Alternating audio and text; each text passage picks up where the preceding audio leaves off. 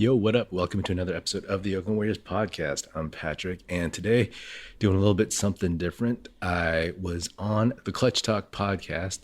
It was a good time, and we talked opening night, a game preview of the Los Angeles Lakers playing your Golden State Warriors. So I'm going to drop that right here and definitely give those dudes a listen. They're good guys, and they're definitely knowledgeable, energetic hoops fans in general. So again, Clutch Talk Podcast. On Twitter, Clutch Talk Pod. All right, here we go.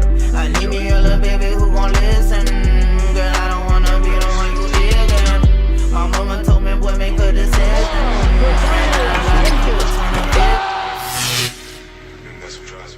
Welcome back, everybody, to another episode of the Clutch Talk podcast / YouTube / We Do It All. As always, I am your host, John. Very happy to be here. My boy Jay Hill's over there in the 6. How you doing, baby?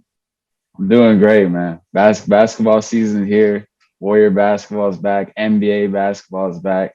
And we got a great guest on to talk about it. So my guy, Patrick, from the Oakland Warriors podcast. Want to introduce yourself, Patrick? Yeah, man. I'm Patrick. I'm the host of the Oakland Warriors podcast, a podcast about all things Golden State Warriors. Been a fan since the 80s. That's right.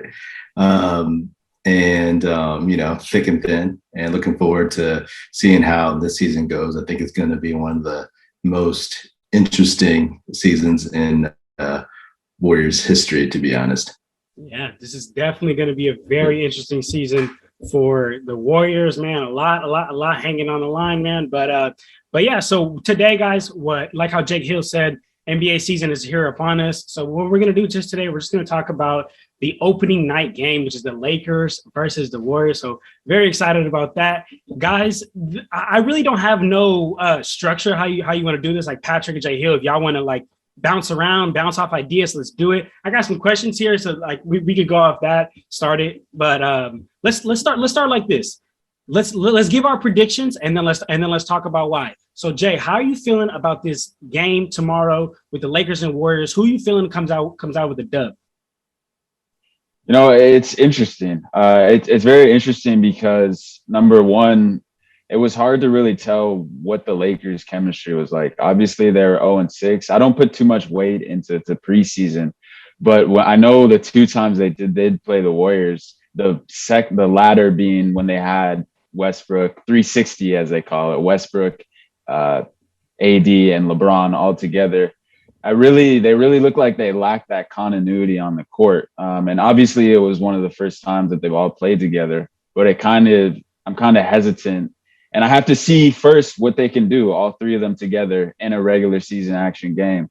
But on the Warriors side of things, man, I loved how they're looking in preseason, the way the ball was moving, the way that Otto Porter and Nemanja Bjelica just fit right into the system, the amount of threes and the amount of fun. Obviously, the emergence of Jordan Poole is great. And if he can continue that into the regular season, I think that can do just wonders for this Warriors. His confidence and having that, that Robin to Batman, Steph, he's going to do what he does, but to have that second option. But I'm feeling optimistic, not just a homer take, but I think the Warriors can really take advantage of the Lakers, feeling things out, and they have more guys on their side and a lot of returning pieces where the Lakers have a lot of new faces and spaces that they have to, figure out. So that's why I'm going with the Warriors in this one tomorrow for a lot of reasons. But like I mentioned, those mainly concern me. Just figuring things out is going to be something that I'm going to watch. Okay. And what about you, Patrick? What are some things that you're seeing here for this game coming up? And what's your predictions for the game tomorrow? I hear what you're saying, and I actually think that the Warriors will eke this one out largely because, the preseason is just the preseason, like we all know, right? And so when the thing is about the Warriors, they added a lot of just complementary dudes dudes who like know the roles. And so they have a lot of new guys too, just like the Lakers, right? But they seem to click a little bit more because Bielitsa, he knows what he has to do. Otto Porter Jr. doesn't try to do too much. Right now, it seems like the Lakers are trying to fit all these pieces, and it hasn't looked good. But I think the Lakers could win if AD is the key to this season for them, obviously. And, beyond like the chemistry issues and Russ, whatever, if AD goes down, the ship goes down for the Lakers. But I think that if he goes for like 30, 35, if he just dominates the Warriors in the paint, because the Warriors are, that's one of my big concerns is their interior defense and the rebounding. So if he just shows up and does what he does, then I think the Lakers could definitely take this first game. Okay, all right. So I'm gonna side with Jay Hill on this one, man, because I think I'm a Lakers fan, and I've seen the Lakers time and time again drop the first game in that bubble series. Every single play in that bubble playoff, every single series the Lakers dropped the first game. That's what the Lakers are notoriously known for doing, man, dropping these first games. And also, like how Jake Hill said, man, like I put little to almost no like weight on the preseason, but what I do put weight on is continuity, playing together, and it didn't look like that they were ready. They were playing together, but that's not something that concerns me yet. I mean, it's the beginning of the season. LeBron and Russell Westbrook came out and said, "We're not really worried. We have a whole year to figure this out. We don't have to have everything figured out right now." And as a fan, you can't realistically expect them for LeBron James, Anthony Davis, and Russell Westbrook, two powerful players like that, to have it figured out before the first game of the season, man. It's very hard to be able to expect that. So my prediction is that I think that the Lakers are going to take an L on this one, man. But I want to talk to you guys about the starting lineups. So Patrick, I'm gonna go to you first on this one.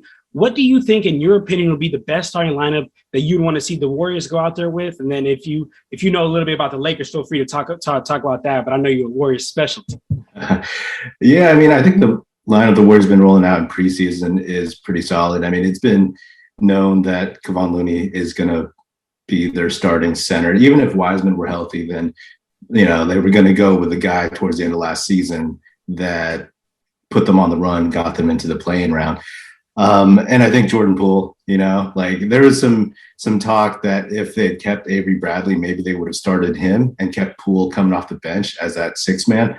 But, like all last season, they didn't have anybody that could score on their own. Like Wiggins, for all his talents, we all know that that's not who that dude is. So when you got Steph out there and he's just dancing, he's getting boxed in one, you just want somebody else. And Jordan Poole, to me, is like found money, because everybody saw him end of last year and it was like, oh wow, yeah, he's actually turned out to be pretty decent, but he's actually taken even a bigger leap. And I think that this kind of is a bit of a game changer. No matter where people have predicted the Warriors, I think Jordan Poole could actually bump them up maybe a spot in the Western Conference, just because, it's going to be, because it's always like a couple games between 4 or 5, whatever.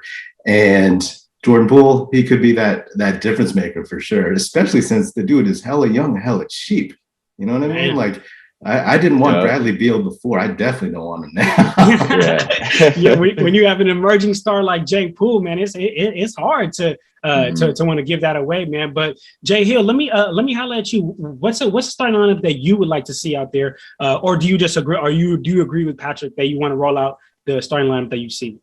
No, right there with Patrick. The lineup they've been rolling out in the preseason is the lineup they're going to be going with. Yeah, I agree with you, Patrick, as well. They could have had, I would have loved seeing Jordan Poole with that second unit coming on as that sixth man. But I think just having that yin and yang of, if Steph's getting triple, quadruple teamed, having that second option, that playmaker, that creator, and bold prediction here, and John knows last night I got Steph with my second pick in the fantasy draft, as well as I went up maybe you could say 10 picks to get Jordan Poole as well. I had to have that backcourt on my team, but I mean, I'm predicting the over on 20 points per game from Jordan Poole. That's how I'm feeling. Optimistically, maybe you could call it that, but just the confidence and the way he's playing and flowing in that offense is something I have to see continuing going into the regular season, because that in his third year, that's something that you don't see a lot. And he's got the total confidence of Steve Kerr as well.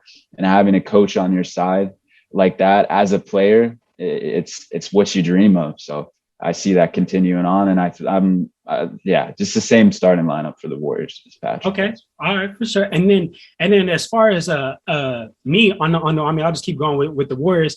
I think that you guys should switch it up a bit. I think that you guys should continue to, of course, run the Curry at the 1, like how you guys said, run Poole at the 2, get that little yin and yang going on. But here's where I have a switch. I think that you guys actually should start Otto Porter Jr. over Wiggins. Now, here's why. The reason why I think that is because let's look at the Warriors bench. It's really not too great. After the starters, especially with Wiseman being out, Andre Iguodala being more of a coach than a player this year, with Clay, we know Clay's not coming back until later. That I would really want to see a lead guy, a guy that could lead the pack on his own. And I really think that could be Wiggins, man. Because I mean, if you got Wiggins, Poole, and if you got Wiggins, Poole, and Curry out there, I mean, Curry gonna get the ball. You know what I'm saying? Like, we're not gonna give the ball to Andrew Wiggins to take it away from Stephen Curry. Now, Otto Porter, he could feed Curry, he could find Curry, and I just really want to see someone lead that second unit. But Patrick, what's up? Talk to me. You don't think that you want Wiggins? You don't think you want Wiggins off the bench? Nah, because they did that last year. They tried him out as like the main guy, their scorer in the second unit. And it didn't go well. Like, I remember doing episodes after games and saying like, wow, he just looks like some dude out there. He looks like he's just a role player when he's supposed to be leading this offense. You never really saw Maple Jordan last season. For some reason, for all this athleticism, the dude just goes he just lays it up a lot. And that's fine if he gets the deuce, but like a lot of times it's like, where's the authority? Where's the force? You know what I mean? He dunked in a preseason game, and I think it was after he got vaxxed, and so I was like, oh, he must be pissed. And to be honest, like Steve Kerr's rotations, he always keeps like a scorer in that second unit from the starting lineup. It used to be Clay, and now it's going to be Jordan Poole, and it might also be Wiggins too. So there's always going to be somebody there, I think, and I think Otto Porter Jr., like, man, as good as he looked, the ball just hits his hands and it goes in the bucket. But like his injury history, man, like I don't know how many minutes you want to give him. And I don't know if you want him, like, if he played in the starting lineup against the Lakers, he'd be guarding LeBron. I don't want him to break. You know what I mean? Like, I do have some concerns about that. And Wiggins, he always plays a little bit better against LeBron because he got traded, Yeah, that classic LeBron trade, man. Yeah. Okay, all right. So then as far as the Lakers, what I think, in my opinion, would be the best lineup that the Lakers roll out there would be Russ at the 1, Malik Monk at the 2, Wayne Ellington at the 3, LeBron at the 4, and AD at the 5. That's not the current lineup that they have on their depth chart. They currently have Westbrook at the 1, Wayne Ellington at the 2, Kent Bazemore at the 3, LeBron at the 4, AD at the 5. But I really want to see Malik Monk in there. I really like Malik Monk when he was on the Hornets, and especially because him next to Russ will be a big help, man. But I have a question for both of you two, because today, I was on my computer looking up some Warriors numbers, some Lakers numbers, and then I get a notification that the Warriors waived Avery Bradley. Patrick, you talked about that a bit. What's up? Like, I thought that was a great pickup for you guys, man. I was like, he is the replacement of Clay. Like, he helps Curry on defense, right? Like, we know Curry isn't a great defender. So when there's a great defender he has to guard, Clay stepped up. Clay always guarded him. And I thought Avery Bradley was going to step into that position. But talk to me how you guys feel about Avery Bradley and that wave. Yeah. When they picked up Avery Bradley, I'm a Gary Payton II fan, so I was like pulling for him after the summer. And, he's a 28-year-old journeyman. His offense has never been good. He's 6'2", not a point guard. So, like, his spot is just going to be a defensive ace, and that's what they need. So when they picked up Avery Bradley, I was like, okay, well, you know what? Whoever competes and wins, I'm cool with that, And then it's like, oh, they kept nobody, because I guess they wanted to save some money on the fringes, and it's not my money. So I was like, spend that money, to do that 15th roster spot. Bradley didn't look good during the preseason. He kept missing his shots. He wasn't a good 3-point shooter. I mean, it's crazy to me how that AB backcourt, man, is just like disintegrated, but with Bradley, it's like he just didn't look great. And I figured, like, hey, the vets, Steph, Draymond, they had quotes where they seemed to have wanted him on the team. And I'm like, make those dudes happy, because you just need a dude who will be that point of attack guard. I mean, like, perimeter defense is another place where I worry a lot about the Warriors. They got a lot of dudes, but a lot of them are just not defensive aces. Iguodala is like 38 years old, 37. Even a few years ago, you could probably do it a little bit, but not now. So who are you going to throw out against, I don't know, LaMelo Ball, Trae Young, De'Aaron Fox, Dame Lillard, And right now they don't have anyone. I think the thought, it seems like in the ether, is that they're going to try to bring back Gary Payton II somehow, because the contracts, like, if they had kept him, he would have been guaranteed. And if they cut him and then sign him again, it's not guaranteed. So it's just money on the fringes, and it's a bit of a gamble, in my opinion.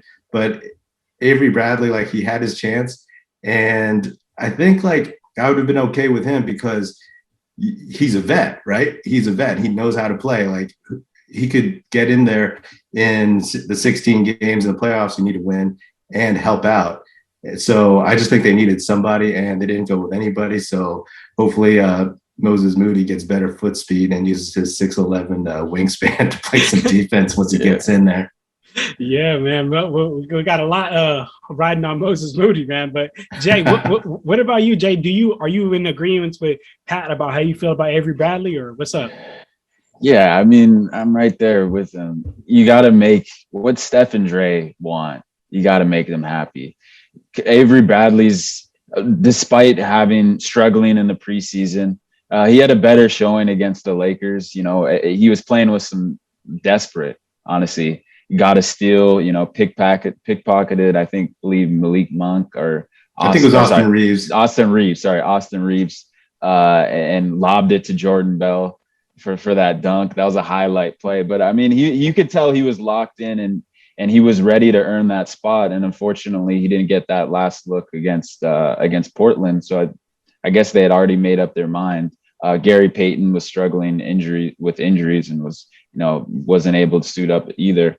But I feel like one of the two, I was more on the leaning towards GP the second, like you, Patrick, just because he has that history with the Warriors, and we saw those flashes, especially in the Lakers game. He played very well as well. Having those dunks, locked in defensively, and spark plug off the bench.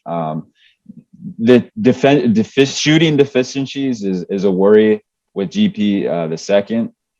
Avery Bradley's supposed to be a shooter, but he struggled as well in the preseason. But I feel like if you can keep a guy like Avery Bradley, you keep him, especially with your stars, seconding that notion.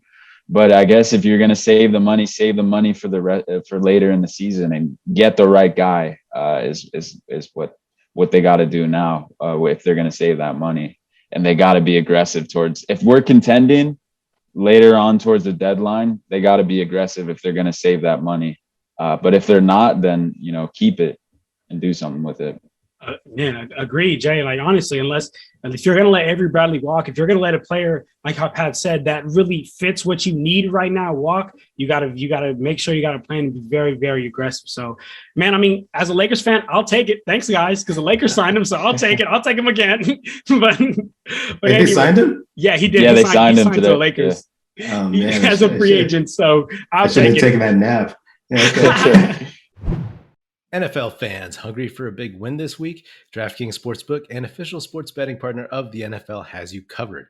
New customers can bet just $5 on any NFL team to win their game, and if they do, you win $200 in free bets. Winner, winner, chicken dinner. It's that simple. If Sportsbook isn't available yet in your state, DraftKings won't leave you empty-handed. Everyone can play for huge cash prizes all season long with DraftKings Daily Fantasy Sports Contests. DraftKings is giving all new customers a free shot at millions of dollars in total prizes with their first deposit. Download the DraftKings Sportsbook app now. Use promo code TBPN. Bet just $5 on any NFL team to win their game and win $200 in free bets. If they win, you win with promo code TBPN this week at DraftKings Sportsbook, an official sports betting partner of the NFL. Must be 21 or older, New Jersey, Indiana, or Pennsylvania only, new customers only, minimum $5 deposit and $1 wager required. One per customer, restrictions apply. See DraftKings.com/sportsbook for details. Gambling problem? Call 1-800-GAMBLER.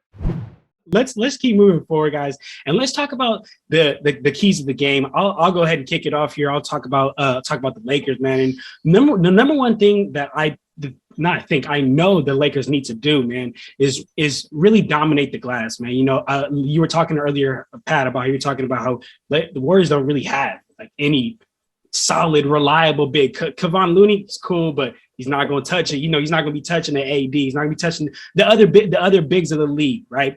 And I think that the Lakers really have a chance to be able to dominate the glass, get a lot of easy second chance points. We know how LeBron, AD love to get the rebound and throw it on a fast break. Easy transition bucket, man. That'll be huge. And I also think that the Lakers need to take advantage of that unreliable front court, man. I mean, I like Draymond Green. He's great, but Draymond Green, I don't know if Draymond Green is going to be able to do it all on his own. Draymond Green versus a AD, I'll take it. Now you got a Kevon Looney versus AD, or, you know, even if you look at the Lakers' other players, you know, the role players, and Dwight and DeAndre Jordan, and honestly, even LeBron, I think a lot of those guys would be a lot for Kevon Looney, not for Draymond. I'm not throwing any disrespect on his name. I know that's a defensive player of the year, but I do worry about that, man. So I think the Lakers need to take advantage of that, hit the offensive glass, and get a lot of easy buckets. And the number two thing, guys, they cannot play ISO ball, man. Now we got Russell Westbrook on the team. We cannot run to this. I don't know if you guys remember 2 years ago, the Lakers played the Rockets in the bubble, and the Lakers were just letting Russell Westbrook pull up and shoot. He's playing this little ISO ball, and it scares me. It scares me because I don't want to see it. I really don't want to see it on the Lakers, man. So that's definitely a key to the game, man. But Jay, you want to start kicking off your key to the game for the Warriors? Yeah. Well, the first being no live ball turnovers. I think if the Warriors are, you know, playing and they're in their system, they're feeling nice, but they, you know, Steph, he likes to make his behind the back passes. He likes to, you know, be fancy with it. If they continue to, we saw that even in the play-in game, that was their downfall. In that third quarter, they had so many live ball turnovers, which led to the Lakers getting into their flow of things and scoring and capitalizing off those turnovers. So number one, that would be cutting down on live ball turnovers. If you're going to turn over, Steph, throw it out of bounds. Draymond, pass it out of bounds. We're fine because we can set up the defense on the other end. Number two, one of my keys I had is push the pace. The Lakers are old. AD can't run with you. LeBron's 36. He's not going to be able to run with you. They got Melo on the floor. They got DeAndre Jordan. They got the retirement home. Like, let's be real. You gotta push the tempo on these guys. Steph likes to play on the transition. Jordan Poole loves to attack the rim. Draymond Green is one of the best to do it in the league, in the open floor, finding these guys, creating these opportunities. And then Kevon Looney, just get those spot minutes and try to keep up the pace, set those screens, and continue just to push the pace. That's the key. It's going to lead to a lot of opportunities if they can get stops. And then number three is kind of a funny one, is force Russell Westbrook to beat you.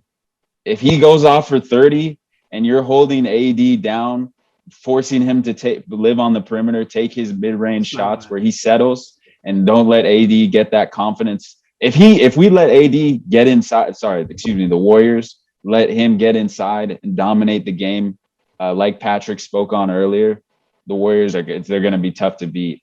And then you obviously live with LeBron's going to do what he does. At the end of the day, you try to slow him down with Wiggins, who did an okay job of that again in the play-in game as well. So those are my three keys that I'm highlighting.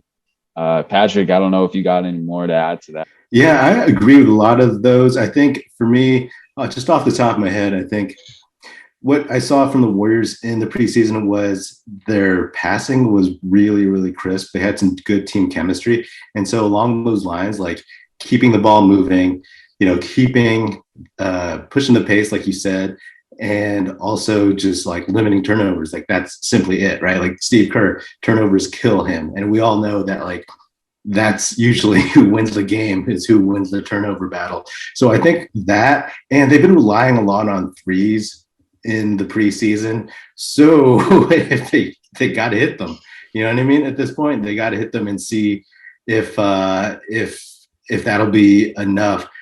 I think with the Lakers, I definitely think you should make Russ beat you, right? Like I said earlier, if AD goes for 30, 35, then the Lakers actually have a better chance of winning. I still think the Warriors are going to win, but if Russ is out there and if he gets 30, he's getting it on 35 shots. Yeah. You know what I mean? Right. And that's great. And then all of a sudden that's when the meltdown starts right now.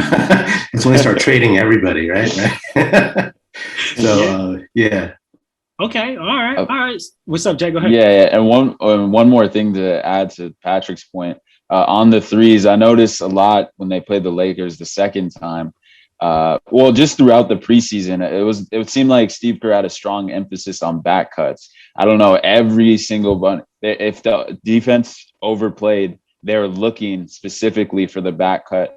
And we saw, Jordan Poole with that fancy reverse finish against LeBron that everyone's talking about. But that was one specific example. A lot of times they were emphasizing getting those easy buckets on that back cut if they're overplaying, because they know defensively they're looking for you to take threes. So just get to the rim, get easy buckets. That's that great coach of Steve Kerr, man. Steve Kerr is a great coach for real, man. But all right, so as far I had to get the opinion from the two Warriors professionals, but from what I think, man, like, and I know this is gonna sound like cheesy or whatever, but I genuinely think that for the Warriors to be able to really win and have a great game, Curry has to have a great offensive game, right? Patrick, earlier you were talking about Curry is really the only like offensive player that's got it like that. We talked about Andrew Wiggins. You mentioned that you saw him try to be that guy, and you were just like, man, like what is this? So I definitely think that Curry can have one of those games where it's just a mediocre. I think he has to have a great offensive game, man, because I mean he's gonna get honed down on. He's the only guy, to be real. I like Jordan Poole a lot, but I just don't know if Jordan Poole is going to be able to do it enough. You know what I'm talking about? I don't like if Curry has a bad game. I don't know if Jordan Poole can carry the load. That's what I'm saying. You feel what I'm saying? So I think that is crucial. What's up, Pat? No, how many points do you think Steph needs to get? I think as long as Steph gets like 25 and up, I think if he gets 25 and up, they're in a great position. I think that they're in a great position because he carries so much of that scoring load. So if he's missing, right, like earlier you talked about, Patrick, like they're relying a lot on the threes. If he's missing, then, I mean, not just Curry, that's anybody. But I mean, I just think that he needs to carry a lot of the offensive load, man. But yeah, all right. So then let's keep it pushing, man, and let's talk about some of the key players. Jay, you wanna? I mean, of course we know Curry, but who are some of your key players that you got coming into this game for the Warriors? I'd look to, like I said earlier, it's Jordan Poole time. For him to just put the league on notice, put the world on notice, whatever you want to call it. I think it's time for to shine specifically. And to go on your point of saying Steph has to go off, one of the things I love about Steph, and Patrick can probably attest to this too, in the beginning of the games, it's like he's feeling out the game. He's feeling it, and he's trying to get his other teammates involved and get them going, because he always knows. I mean, he's the Human Torch. He knows he can get going at any time, and we saw that against Portland, his 41-point outburst, albeit in a preseason game. But he knows that he can get going at any time, and when he gets others involved, including Jordan Poole, and Andrew Wiggins, who I hope he simplifies the game, keeps it simple, takes his 1-2 dribbles, gets to the rim. But if they can keep it simple and get, obviously Steph's going to do what he does.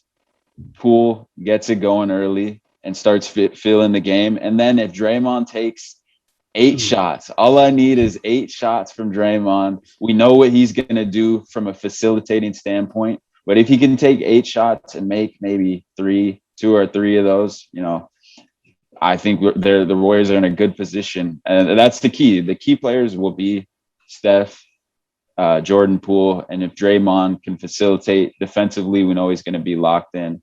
And if he can keep the other guys into it as well, I think that's going to be the keys for the Warriors offensively tomorrow night.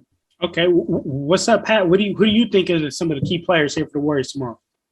Yeah, I mean, like, I'll pick one. I'll go with Andrew Wiggins. And because, like, I feel like Steph will get his. I feel like Poole will hopefully get his. Hopefully he doesn't, go for, 1 for 20.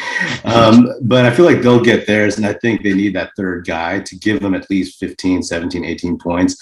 And that needs to be Wiggins. And also because of his defensive presence, he's not going to stop LeBron, obviously, but he'll slow him down, hopefully a little bit. And also he is their most athletic perimeter defender. He's not going to take, Russ, although he might. No, that's going to be Poole. But he needs to be in the game and he needs to be able to be a net positive for them because I agree, the other dudes are super important, but if you go with the percentages, okay, they'll probably give you what you're asking, right? Draymond will play hard. He may not take 8 shots though. And Steph will get his, same with Poole.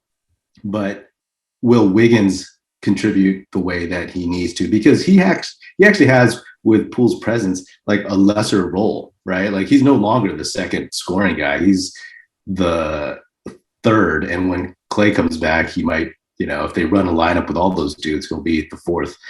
And so if he's there, if he's engaged and he's giving you energy and he's not shooting a terrible percentage, then or getting mad about being vaxxed, then I think that's pretty important.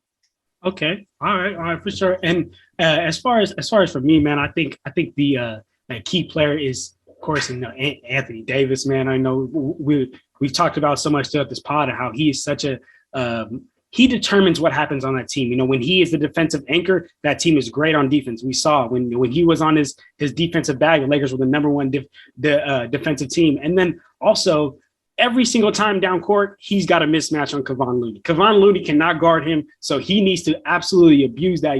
We talked a little bit about the Lakers need to take advantage of that front court. AD controls all of that. If AD doesn't take advantage of Kevon Looney, I don't think that the Lakers are going to be as offensively threatening as they should be. On defense, I know that for a fact, man. If AD doesn't get it going on defense, it just simply will not go, man. But I just wanted to talk about Jordan Poole real quick, man, because guys, I gotta tell you guys this, guys. So as Warriors fans, I know you guys are intensely watching all Jordan Poole and all the other rookies. So you guys are up on game. But let me tell you something. For other fan bases, nobody else knows about him yet, like that. Nobody knows that he's like that because he's like that, right? And I'll tell you why. I didn't know he was like that until Jay Hill was like, man, you gotta look on Jordan Poole. You gotta look Jordan Poole. You gotta look Jordan Poole. And I'm realizing he is really a boy. So I gotta put that out there, man, because I think that he's gonna grow into one of those players in the league that's just a bucket getter. One of those Spencer Dinwiddie type players who could just kind of get a bucket from anywhere on the court, man. So I just had to put that out there because I don't think the rest of the league is on watch, is on alert, like how Warriors fans really are on alert, man. But what about some sleeper players? What are some sleeper players that you're like, okay, he might have a big game? Jay Hill, you got yours ready already for the Warriors? I do. Okay, what's your sleeper? Damian Lee. Ooh. I feel like he is playing at a great level. About 2 years ago when they first brought him in, I said, "Oh, okay, this is clearly it's Steph's brother-in-law. That's why they brought him in." This guy, he had no idea. It seemed like he was lost on the floor. Had no idea where to be. Had no continuity with the offense. But now when he comes on the floor, it's just like a guy who's locked in, defensively scrappy. I feel like this season he's going to be a 40% plus shooter, and I mean, if he can be that, I think that's going to do numbers for their second unit. And he's just that spark plug, that X factor off the bench. He knows what he's going to do. You know what you're going to get him from. If you're Steve Kerr, you have the utmost confidence of him if you're his teammate. And he's just playing at such a high level, continuing what he built on what he did last season into the preseason. And I think he's going to continue that tomorrow night and into this next upcoming regular season. So Damian Lee for me. Okay. What about you, Pat? I will go with Otto Porter Jr. I kind of want to go with both him and Bielitsa because they seem to serve like a very similar purpose in the preseason. First of all, like kind of stiff.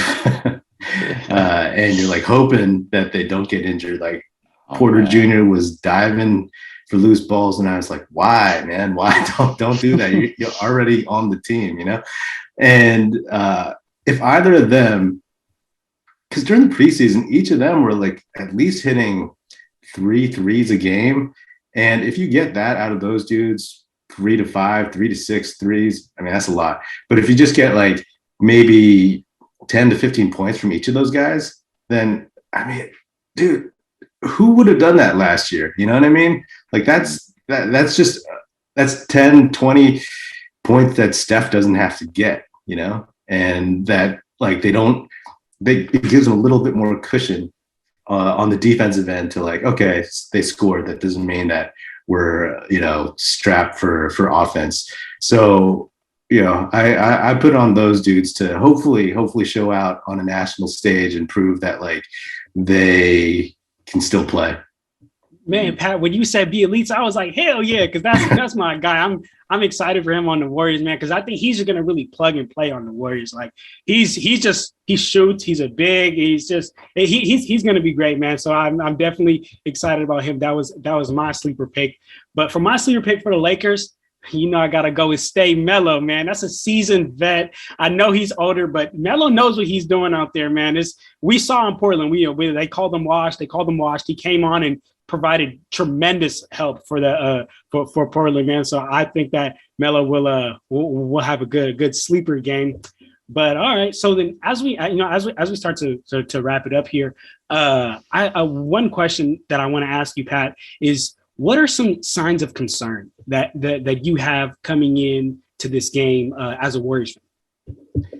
Well, in this game, I think just interior defense and rebounding in general, you know, like for the Lakers, I am not so concerned with the Warriors not having like that point of attack defender in the backcourt so much, but just in terms of like guarding and playing Anthony Davis and just, you know, getting beat on the boards and everything like that. I mean, that's my biggest concern, because the thing about the Lakers, right? Like we joke, they're geriatric, they're old vets and whatever, but hey, you know, like that's my kind of X factor in the sense that, okay, they didn't look great in the preseason. We can just, you know, toss that aside, but when they need to, can they just kind of put it together and you know, make a run at the end of the game, of close game, because they have that talent, they have that ability. And you know, like I think on the defensive end, especially because they got those dudes up front, you know, if they throw in like those future Hall of Famer, I mean, like if they throw in Melo, Braun, AD, and Dwight Howard, I mean, I don't know if that's ever going to be a lineup that they trot out there, but like I forgot about Dwight Howard. I'm not a Dwight Howard fan, but he definitely is a bruiser, and he likes that. Pretty sure that dude like he's a bully, man, and he likes bullying people, you know. Yeah, Bielitsa and him got into it on the last time they played. But. Yeah, Bielitsa don't back down. No, he don't. That's what I love about him. He's a dog. He's a dog. All right. All right, for sure. Then, Jay, what about you? Are you just siding with Patrick? Do you have any other concerns about the Warriors? Yeah, yeah. I mean, turnovers, like I mentioned earlier, and then I know I'm not really too concerned offensively. I know they're going to score. I know they're going to get out there. They're going to run. They're going to put some points on the board because they have the offense and the personnel, in my opinion, to do so. But defensively is where I'm worried. Can they get stops? If it's a close game, are they going to be able to get that stops? Or down low, interior, defensively, that's a worry. And if they get the stop, are they going to be able to end it with a rebound? Or are they going to give up second chance points? So that's my primary concern going into tomorrow night. Okay. So, and for me, man, for the Lakers, you guys been saying it all episode, letting Russ try to win, man. Like that's my biggest concern, genuinely, that Russell Westbrook thinks he's gonna go out there. He's gonna be Russell Westbrook from Thunder, from Rockets, from all these teams, from the Wizards. It's just not like that, Russell Westbrook. And I really want him to understand this coming into the game because I don't want the whole ISO ball thing, man. I really don't want the ISO ball. I do. You, Give me the ISO ball, man. Come on, Russ. We'd love to see it. The world is watching. You're on national stage, man. Exactly. Go for 50. All right, man. All right. So this is a good place for us to go ahead and wrap it up here. Pat, before I get you out of here, Pat, I gotta ask you a question. So me and Jay Hill, we talk basketball really all day, right? And Jay Hill, he's not a believer in my guy Wiseman. I'm a huge believer in my guy Wiseman. I'm a huge believer. Pat, what are you? Are you believing in him? Is he the next big thing? Ooh, I mean, I think there's a difference between being the next big thing and being a believer. I'm a huge believer in him. I believe in his flashes and his skills, what he's shown. We all know that he was thrown into an awful situation at beginning of last season. And it was one of those things where, he looked good in that shortened training camp after he got back from COVID isolation or quarantining. But then, it was like when the season started, the Warriors looked awful. They got blown out twice, right? And they had some new guys, so everyone was discombobulated. But then once the vets started kind of getting their legs under them and understanding how things were supposed to go with his team, that's where Wiseman didn't have that experience. And he just, it was all over the place. But, I still believe in the dude a lot. Just recently, I've come around and be like, oh yeah, I would trade him for so-and-so. But to me, as long as he comes back from that meniscus, and meniscus injuries usually aren't bad. I don't know why Jaren Jackson Jr. was out for so long, but as long as he comes back from that with his athleticism and speed, I'll give him a fair shake to prove what he can do. And plus, I honestly think if the Warriors can keep shooting this way, I mean, that opens up a lot for him. You give him 10, 15 minutes, and then you put him in with Jordan Poole, then, let's put him in the best position to see if he can succeed. And if he fails at that point, then you'll actually know something. So now they've given him that, right? So I believe in him right now.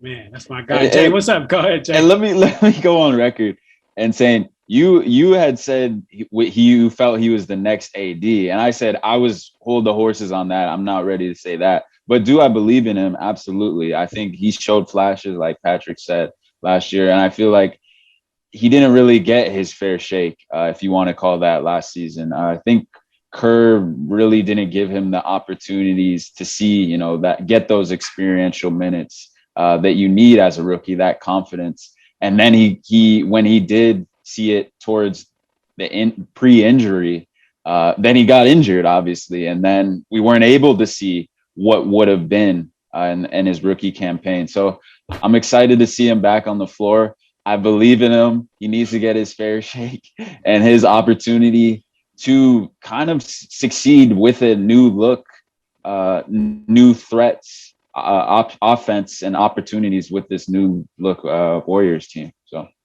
yeah, okay, no, I believe in him. I'm a Wiseman believer. Put that on record. All right, man. All right. Well, I had to get your opinion on that, Pat.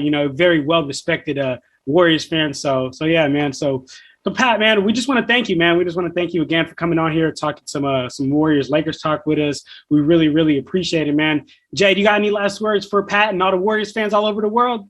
No, Patrick, really appreciate it. And I've always been listening to your Oakland Warriors podcast, so I appreciate you coming on the show. Big fan of the show, and check out.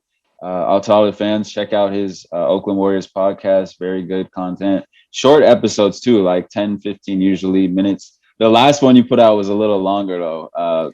The one you put out today was pretty long. It was the season preview. Yeah, so. But check them out. Great content. And Patrick, if you want to say anything to the fans, man. This was fun. I mean, thanks for having me on. And yeah, definitely check out my podcast. I started doing it again last year because I was like, man, in isolation, I need to talk to somebody about basketball. And so I just talked to nobody into a microphone. And so I just started doing game recaps. And so they're like these digestible 10, 15-minute episodes. And then every week I try to do like a longer one. It's like half hour, something like that with another basketball Warriors fan friend of mine or something. So, or another guest in general. So, thanks a lot for having me on the show, fellas. And, appreciate you. Yes, sir, man. For all the fans, make sure you guys check out all of Pat's work. It's all going to be in the description down below. And that's it, man. We out of here, y'all. Clutch Talk out. And how'd you like that? That was another episode of the Oakland Warriors podcast. Be sure to subscribe wherever you get your podcast. Feel free to hit me up on Twitter at Patrick Epino, Epino, or at Oakland Warriors. Check us out, oaklandwarriors.com, and be sure to tell your fellow Warrior fan friends to tune in and listen. The Oakland Warriors podcast is produced by National Film Society and is a part of the Basketball Podcast Network. That's it.